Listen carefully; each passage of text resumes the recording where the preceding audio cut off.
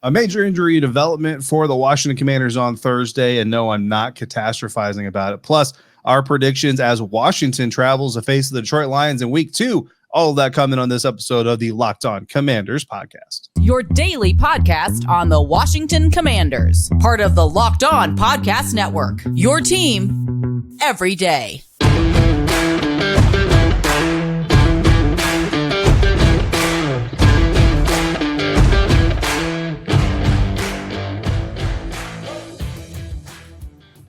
Welcome in, Commanders fans, to the Locked On Commanders podcast, part of the Locked On Podcast Network, your team every single day. We are your daily podcast covering the Washington Commanders, free and available on all platforms, including YouTube and the new WUSA 9 Plus app on your Roku or Amazon Fire Stick. And we thank you, of course, for making us your first listen or view of the day. I'm David Harrison. My co-host is Chris the Rooster Russell, both of us credentialed media covering your Commanders for the Team 980, where you'll find Chris and Pete Medhurst live from 9 a.m. to noon Eastern, Monday through Friday, or anytime on the Audacy app and on Commander Country, where you can find me writing for Sports Illustrated's Fan Nation. Absolutely, David. And thanks again, guys, for making us your first view or listen of the day. Today's episode is brought to you by our friends at BetOnline. BetOnline has you covered this season with more props, odds, and lines than ever before. BetOnline, where the game starts. Coming up on today's episode, our biggest confidence and concern for the Commanders as they head to Motown, Detroit, coming up. But first, David, we need to dive into the most recent, injury report. You were at practice on Thursday, so I know you know this, but for our audience out there that wasn't, and for myself, Wes Schweitzer was officially a DNP again, although I heard that he warmed up and loosened up.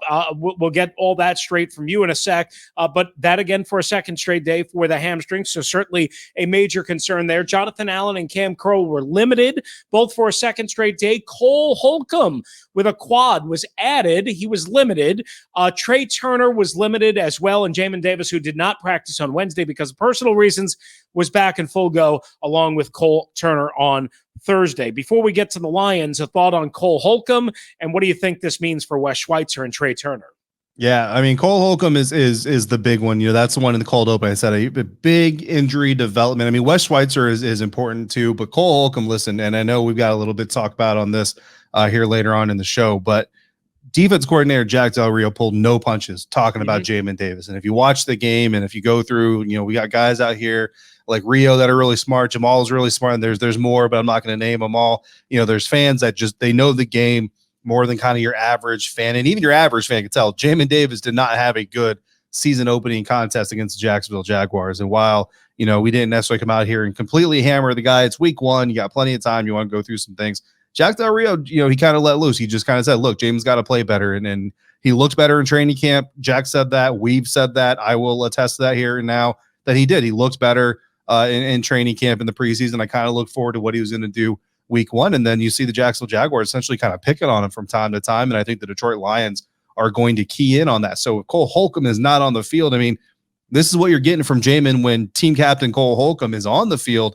I mean, I'm not, no shade to David Mayo or anybody else who would be stepping up in place of Cole. But if this is what he's going to do when the captain's on the field, what is he going to do when the captain's not on the field? And he feels like he needs to step it up another notch. So that, to me, that is the biggest part of this, is Cole Holcomb being added to the injury report. Now, that being said, I don't know that there's not really a sense of like, oh no, Cole's not going to play. And he seemed okay in the locker room afterwards. So, I mean, I wouldn't go as far as be like, you know, Cole's not going to play. The defense is on fire, burn everything down. But that is the name I'm looking most forward to seeing the update on Friday. Yeah, and again, the other storyline is Trey Turner's probably going to have to start. Of course, they shuttled in and back and out between Schweitzer and Turner on Sunday, looking like, again, Wes Schweitzer might not even be active. Looks like Jonathan Allen will be fine. And by the way, I am curious if Cole Holcomb doesn't play for whatever reason. Like you said, he seemed fine. I think he told some of you guys that he was going to play, no big deal. But if something happens to him early in the game, I think it probably is John Bostic more than, David Mayo playing the lion's share of the snaps. And, I don't know how all that works with the microphone and the helmet. If Cole Holcomb does actually play and then has to come out of the game, we'll have to see what happens. Clearly, if he's inactive, then somebody else will wear the microphone. For the Detroit Lions, David, some key injury updates there. And again, we'll have the final injury report at LO Commanders on Friday. So make sure you check that out with all the news and notes about that. But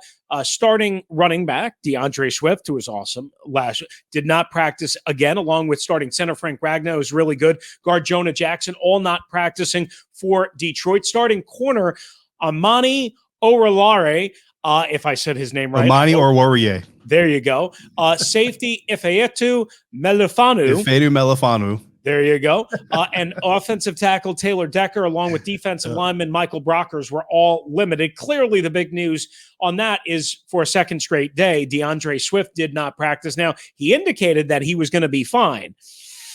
We're now at Friday, and we'll find out on the final injury report if he's even got a chance. Yeah, and just to clarify those names, Melifanu, like I'm actually a little bit, like now that I say it might be Ifeatu.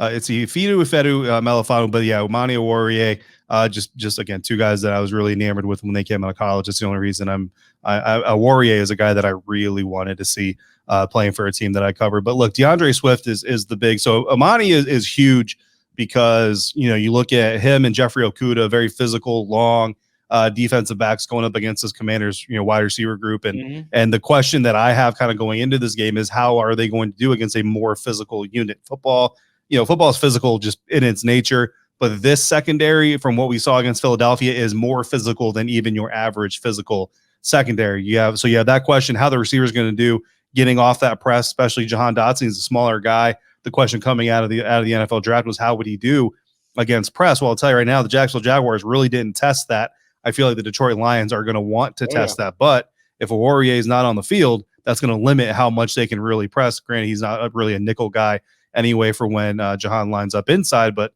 we saw him do most of his damage lined up on the outside. So that's a big question.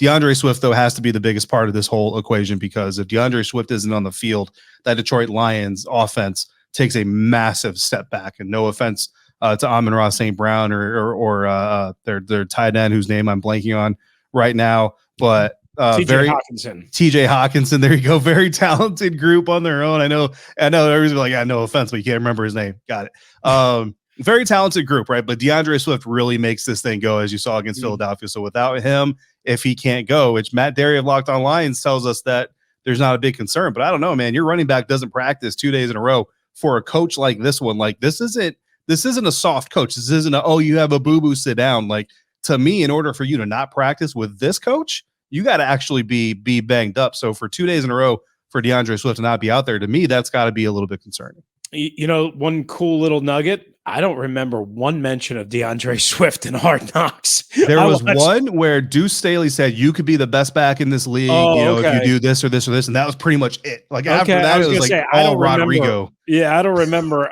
much of it at all. All right. Yeah. So that is your injury report. Again, we will have the latest information on injuries both Friday and Sunday at LO Commanders. And of course, follow David at D Harrison 82, me at WrestleMania 621. We'll update you as much as we possibly can because of course we have to record this show for Friday before we have the final injury report. Right, David?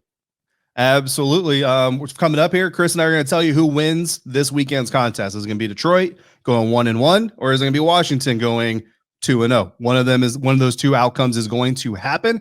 But before we do that, we're going to talk about Turo, the world's largest car sharing marketplace. With Turo, you can book any car you want, wherever you want it from a community of local hosts. Browse a huge selection of vehicles for just about any occasion or budget across the US, Canada, and the UK. Talking to you, Andy and friends. Book a spacious SUV or minivan for a family road trip. Get a classic or luxury car for a special event, birthday, or holiday. Find affordable economy cars if you're on a budget and just need to get from A to B. Test drive the new electric vehicle you've had your eye on, see how it fits into your everyday life. Many Turo hosts can even deliver the car right to you, and every trip is backed by liability insurance. Terms, conditions, and exclusions do apply. Ditch the boring rental car game. I wish I knew about Turo before I run in my car for this weekend, Chris, because I have no idea what I'm going to pick up when I get to New Orleans this weekend. You don't have to go through that. Find your drive at Turo.com. All right, once again, thanks again for making the Locked On Commanders podcast your first listen and your first view of the day. We've got bold predictions coming up shortly, but first, We're going to share our confidence and concerns about the Washington Commanders heading to Motown to face the Lions for week number 2. David, what's your biggest confidence point about Washington heading to Detroit? Again, first road game, loud environment and a tough environment to play because they'll still be juiced up like they were last week at Ford Field. No, absolutely. Yeah, this Detroit Lions team, I told Matt Derry on the crossover, I said, look, you may beat this Lions team, but you're going to feel it. Like, you're going to feel every bump and bruise from that win if you do. So my biggest confidence from this Washington Commanders team heading into Detroit comes on the offense, and it's speed. This team is fast. And I think everybody knew it could be fast, but nobody really knew just how fast it might possibly be until we saw them on the field week 1 against the Jacksonville Jaguars. And the Washington Commanders offense, Scott Turner, the offense coordinator, quarterback Carson Wentz deserve a lot of credit because it's really easy to come out week 1 and try to be just uber aggressive, but they didn't. They came out, and Scott Turner kind of talked about it on Thursday, said, look, we knew this was a defense that was probably going to play off a little bit. They were going to give us some underneath stuff and really kind of make us fight our way down the field, and didn't want to give up chunk yards, even though at the end of the day, 2 of the big touchdowns, a 49-yarder to Terry McLaurin, and then even that last one to Jahan was kind of more of a chunk play, from a little bit of a distance out, not too far on that Jahan Dotson second one, but still a little bit of a ways out for a team that plays such soft defense. But even with those plays, Chris, and even the explosive from Logan Thomas there that you talked about multiple times this week, Carson Wentz, 15th lowest in air yards per completion in week 1, 5.4 yards on average per completion. You imagine, take away that 49-yarder. Like, you take that 49-yarder away, and he's probably bottom 10 or top 10, however you want to put it, in lowest air yards per completion. Again, it's not really a negative or a positive. It just shows you the type of offense that the Washington Commanders had to employ in week 1. It was a short game, and we relied a lot on yards after the catch. Carson Wentz's average, he only threw the ball for 146 yards, which means 167 of his passing yards, quote unquote, if you're not watching on YouTube, came after the catch. Chris, 167 of his over 300 yards came on the legs of his receivers. Both Logan Thomas and Curtis Samuel had yards after catch averages above 6. McLaurin and Dotson didn't have the great, like Jahan Dotson's yard after catch average, 0.1 yards. Why? Well, because 2 of his catches ended in the end zone. There is no yard after catch when you're scoring touchdowns. So that's not a bad thing. But you kind of look at the way this offense operated. They're good at the short game. They're good at the quick game, and they're willing to be patient and take it, which is going to be huge. Because, again, if this Detroit Lions defense shows anything against Philadelphia Eagles, it's that they're going to try to put pressure on your quarterback. So if you are not willing to take the quick and you're not able to execute the quick, you're going to be in trouble. Good news for Washington and for the Washington fans, this team has already shown you they know how to take the quick game. They know how to use the quick game. They're more than willing to work with it. And not only that, but they could turn a 5-yard reception into a 27-yard gain like that. Yeah, and just one more point about Wentz and the air yards thing. Remember, 49 of those 146 through the air came through the air on an absolute frozen rope, a pass that, quite honestly, and Ron Rivera admitted this after the game, that's exactly why you go out and get Carson Wentz. So a little nugget there. David, my biggest confidence point is going to be the screen attack. Now, you just mentioned how Jacksonville kind of played and some of the screens that worked against. We saw Amon-Ra on the first series backdoor screen. We saw Curtis Samuel work the underneath game, not necessarily screens, but some, certainly could have been considered, bubbles or screens, that type of thing. We saw my favorite play of the game, as I mentioned in the episode that I did by myself earlier this week, 3rd and 1, a 25-yard catch to Antonio Gibson on a little, wheel route or a little leak route out of the backfield. And I think even though Detroit is going to play much more aggressive and much closer to the line of scrimmage and more in your face, and you're right, they're going to play physical and they're going to try and beat you up, I think the screen game, the natural screen game, not the check down, bleep, we're in trouble game, the natural screen game, and specifically working in J.D. McKissic more and keeping the offense varied is going to be huge in this game. And that's my, I guess, big confidence point, is because I think Detroit's going to have better pass rush pressure, better sustained success, Carson Wentz is not going to be able to run away from the Detroit front like Jalen Hurts was able to, at least early in the game. So to me, I think they're going to have to go over that aggressiveness. I think they're going to have to counter that aggressiveness, slow down that aggressiveness. And to me, I think that's where their bread and butter will be on Sunday in the screen game. Now, as far as my biggest concern for Sunday, I would say it's the secondary against Amon-Ra St. Brown. Let me just try and say it. That's the name we've had a problem. I said Equiminius. Yeah, at least you're in the ballpark. I went with the wrong brother on the crossover, so at least you're in the same ballpark. Yeah, no, I'm not gonna ding you for that because I called him Barry St. Brown and George St. Brown. I mean, Amon-Ra is kind of an interesting name. I'll just leave it at that. Yeah. Anyway, Amon-Ra St. Brown and TJ Hockenson. By the way, quick note. I think I told you this before. Do you know who the Detroit Lions wide receivers coach is? Yeah, it's Antoine Randall. There you go. Yeah. Do you know who was my broadcast TV partner for the oldteamname.com in 2012? I'm just going to go Antoine Randall. Oh, there you go. So he's got himself a good one, Amon-Ra St. Brown, and he's got some other ones, DJ Chark and other guys that are part of that mix, and TJ Hockenson, but specifically on Amon-Ra St. Brown. 8+ catches in 7 straight games, one behind the all-time record held by a guy you'll see in person this weekend, Michael Thomas of the New Orleans Saints, and a guy who's out of the league in Antonio Brown. St. Brown has a touchdown grab in 5 straight games played. That's the longest streak by a Detroit Lion since Calvin Johnson, Megatron, in 2011. Here's the worst part, is everyone in the Commanders secondary last week struggled. I don't have time to give you all the names, but William Jackson III, 70 snaps, 2 hurries, 8 tackles, but got picked on, 6 receptions on 7 targets, 57 yards. Benjamin St-Juste, where Amon-Ra St. Brown is probably going to be lined up the most out of the slot. Yeah. Benjamin St-Juste was picked on there as well. 3 receptions, 5 times, 28 yards, 24 yards after the catch. And again, he lined up there primarily. So this is a big factor. And even if they get a blanket on Amon-Ra St. Brown, watch out for TJ Hockenson, a former top 10 pick who was having a big year last year, volume-wise, before he got hurt. Yeah, I mean, look, it's very simple, okay? The Lions are going to look to get Amon-Ra St. Brown put up against either Benjamin St-Juste or Cam Curl / Derek Forrest, whoever's in there in that safety position at the time, depending on the look and formation, health, and all that stuff. Or if they can't get that, they're going to try to get Deandre Swift on Jamin Davis, or they're going to try to get TJ Hockenson on Jamin Davis. They'll take any of the 3. So expect a lot of movement, a lot of pre-snap movement. If they don't get the look they want ahead of time, they're going to shift and shuffle everything they possibly can to get one of those looks. Look, Ron Rivera has talked about trying to address those shortcomings already this week. I honestly wouldn't be surprised if we don't see 1 or 2 of these defenders following 1 or 2 of these Lions, because they only have a few weapons. But again, if you get them in the right looks, those weapons can do a lot of damage. My biggest concern coming into this game, Chris, is the Washington Commanders' run defense. Look, Travis Etienne, 4 carries, 47 yards last week, 2 catches, 18 yards. I was shocked and surprised that the Jacksonville Jaguars did not just feed Travis Etienne, seeing the way that he was gashing this Commanders' run defense. But fortunately for Washington, fortunately for the defense, they didn't for whatever reason.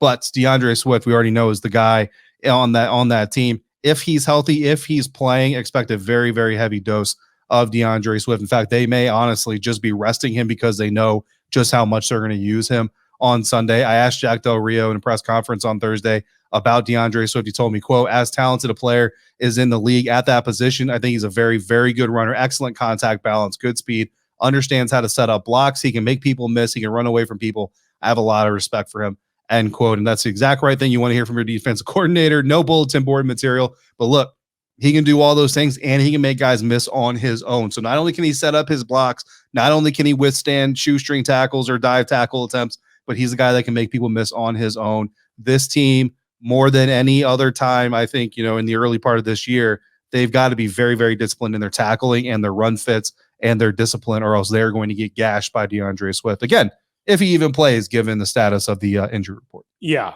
certainly that is going to be a monster challenge. All right, coming up next, our final predictions of the week for week 2 as the Washington Commanders try and go 2-0 for the first time since 2011. We will see if they can do that, and we'll see who we're picking next on the Locked On Commanders podcast. But first, You guys know betonline.net is your number one source for all of your pro and college football betting needs and sports info this season. The college football season just really hitting a crescendo. NFL in week number 2 and already underway. As you know, the Commanders are underdogs on the road. First time Detroit's been favored since November of 2020. So it's been a long time. Find out all of your latest football league developments, game matchups, news, and podcasts, and more, including this week's action on both the college and the NFL slate at BetOnline. BetOnline is your continued source for all of your sports wagering information, including live betting, esports, and scores. You can check in on Major League Baseball as well. How about MMA? Seems to be a pay-per-view for that every week. Boxing and golf and whatever else is in season. Head to the website today or check in on your mobile device to learn more about the trends in the action at BetOnline, where the game starts. Final segment here for our final episode of the week and our final picks and predictions coming now for the Washington Commanders as they go up against the Detroit Lions in week 2. Like you just said, Chris, looking for their first 2-0 start since 2011 when that season obviously didn't go all that great either. So I will tell you this. They were not only 2-0, they were 3-1. That year. Yeah. And trust me, I was with them every day, and they barely got to 2-0. They barely got to 2-0, but they were not only 2-0 but 3-1, and then their final record that year, 5-11. Yeah, did not go well after that. A lot of L's all in a row, just kind of lined up. Looks very clean on the stat sheet, but not the kind of clean that you want. But Chris, we have some things that we do want and some things that we don't want. So let's start with our bold predictions. And are you going to tell us something you want to see or something you don't want to see, but think you're going to see anyway? Right. So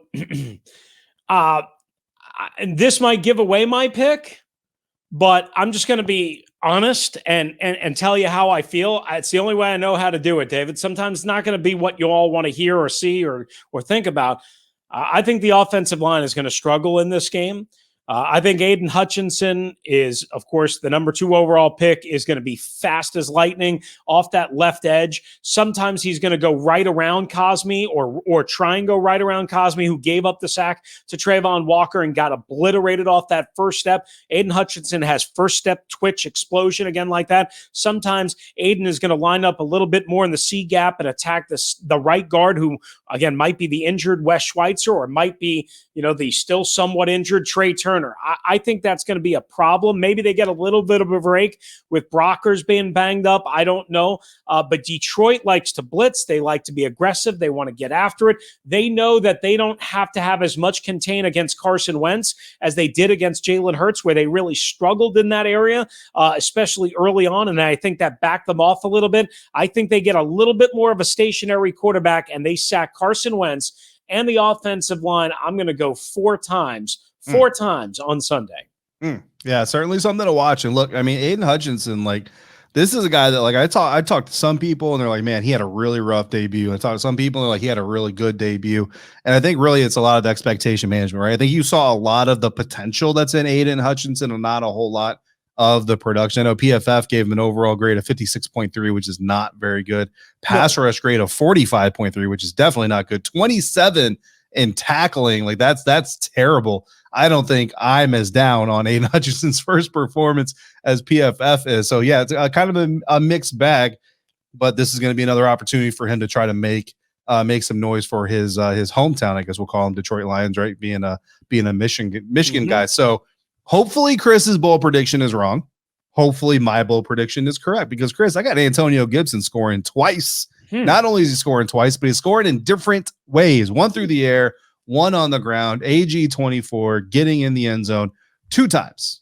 So that's my bold prediction. Not a whole lot of analysis there, but I feel this AG hype train going, and I feel it, and I wonder. I'm like, man, week 5 we are going to have a running back controversy on our hands. Well, listen, I don't think you're crazy for picking that, because we know how dynamic he was as a receiver, and yet they still gave him enough carries to kind of wet the whistle, if you will. Right. And I just wonder if J.D. McKissick's not going to get a little bit more of the the action out of the backfield as a receiver this week. Not that you want to overdo it with anybody, but you want to keep this offense as diversified as possible. And one thing about Aiden Hutchinson that I would say that I kind of picked up on is, again, I think you can screen over him, take advantage of his aggressiveness, his speed, quite honestly, his lack of maybe patience a little bit. Now, you might get in trouble and might make a freaky play like Trayvon Walker did, but you still have to try and sucker him in and take advantage of that. David, my key player, I'm going to go with somebody that we kind of talked about earlier, Benjamin St-Juste. Again, I think he'll probably be matched up more against Amon-Ra St. Brown than anybody else. It's not that Amon-Ra St. Brown can't line up outside. He did last week 18 times, but he lined up 42 times in the slot. Benjamin St-Juste lined up 56 times in the slot, only once outside, all according to PFF. He was targeted 5 times, 3 receptions, 28 yards with 24 after the catch.